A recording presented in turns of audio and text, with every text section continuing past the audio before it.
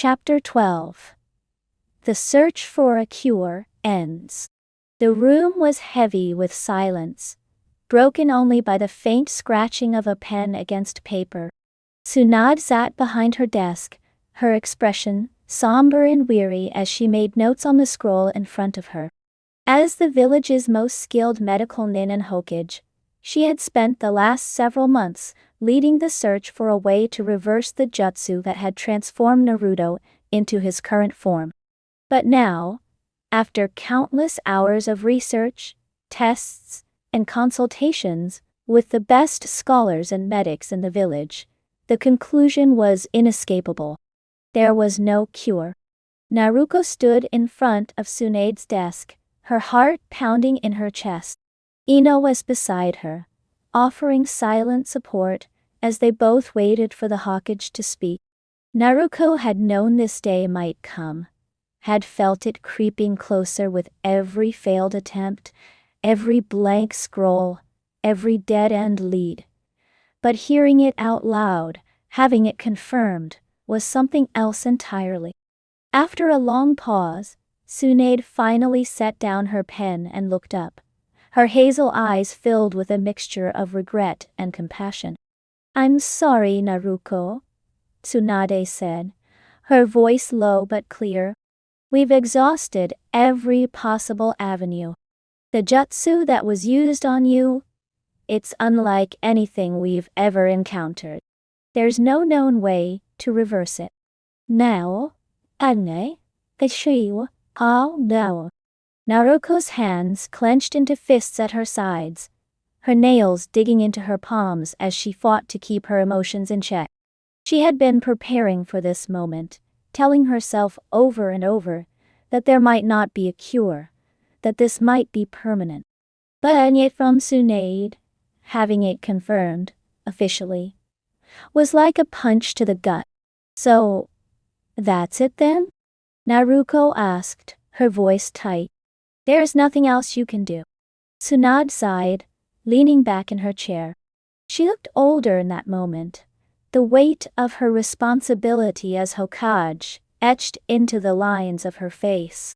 "We've tried everything, Naruko. I've consulted with the best medical nin in the village, with scholars from all over the elemental nation. We've examined every piece of information we could find on jutsu like this, but nothing comes close. The transformation is permanent." "Nay. Ooh." The word hung in the air like a heavy stone, its finality settling deep into Naruko's chest. Permanent.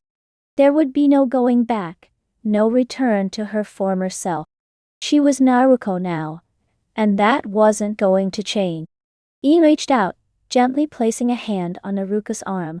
The warmth of her touch was grounding, a reminder that Naruko wasn't alone in this. But it didn't stop the ache that had begun to spread through her chest, a mix of grief and relief that she didn't know how to process.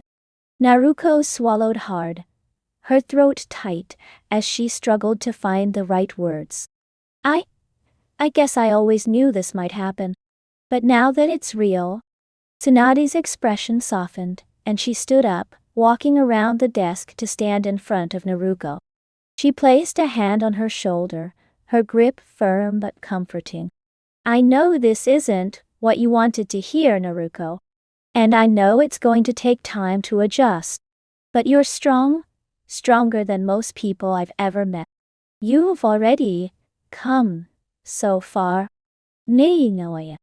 Naruko's lips pressed into a thin line as she nodded, though the weight of Tsunade's words did little to ease the turmoil swirling inside her. She didn't feel strong. She felt lost, torn between two identities, two realities. There was a part of her that had come to terms with being Naruko, that had even begun to accept, and in some small ways embrace, her new life. But there was another part of her, the part that was still Naruto Uzumaki, that couldn't help but grieve for the person she had been. The boy who had trained so hard, who had dreamed of becoming Hokage, who had built his entire identity on the idea of never giving up, of always pushing forward. And now, that boy was gone. "Thank you, Tsunade," Naruko said quietly after a long pause, "for everything." Tsunade gave her shoulder a reassuring squeeze. "If you ever need anything at all, you know where to find me." Naruko nodded, offering a small strained smile before she turned and walked out of the office, Ino following close behind. The walk back to the apartment was quiet. Naruko could feel the weight of the news pressing down on her with every step, each breath feeling heavier than the last. Ino stayed by her side, silent but present, offering her quiet support in the way only Ino could. It had been like that for months now. Ino always there, always steady, always understanding. As they reached the door to their apartment, Naruko paused, her hand resting on the doorknob. She closed her eyes for a moment, taking a deep breath in and out, trying to steady herself. The news was still sinking in, the finality of it all settling deep into her bones. There was no cure, no going back. This was her life now. Ino, sensing her hesitation, reached out and gently touched her shoulder. "Naruko, you don't have to go through this alone. I'm here. We'll get through this together." None. Naruko opened her eyes and looked at Ino, her heart swelling with gratitude for her friend's unwavering support. She didn't know what she would have done without Ino these past months. Ino had been her rock, her anchor in a storm that had threatened to overwhelm her time and time again. "I know," Naruko whispered, her voice barely audible. It's hard, you know? It's hard to accept that this is it, that there's no going back." Ino's expression softened, and she stepped closer, pulling Naruko into a gentle hug. Naruko stiffened for a moment, still not entirely used to the way her body felt when embraced in this way. So soft, so different from the hard, muscular frame she had once had. But after a moment, she relaxed into Ino's arms, letting herself be held. "I know it's hard," Ino murmured, her voice soothing. "But you're strong, Naruko. You've been through so much. You'll get through this too." "Nano, Amari, Lanikoi, Karneki." Naruko closed her eyes, leaning into the comfort of Ino's embrace. It was strange. She had always prided herself on being strong, on being able to handle anything that life threw at her. But in this moment, she didn't feel strong. She felt fragile, like a piece of glass that could shatter at any moment. But Ino was right. She had been through worse. She had faced enemies stronger than her, challenges that had seemed insurmountable.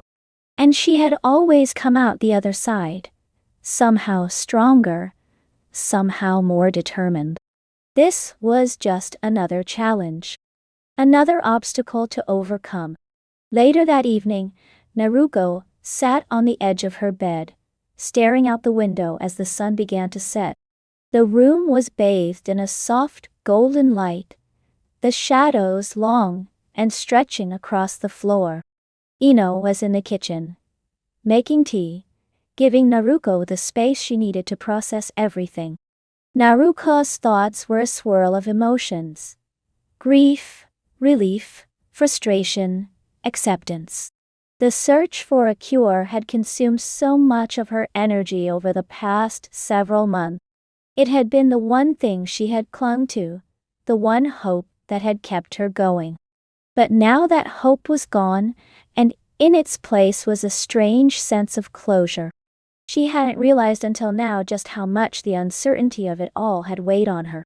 The constant back and forth, the waiting, the hoping that maybe, just maybe, there was a way to reverse the jutsu, to go back to being the person she had been.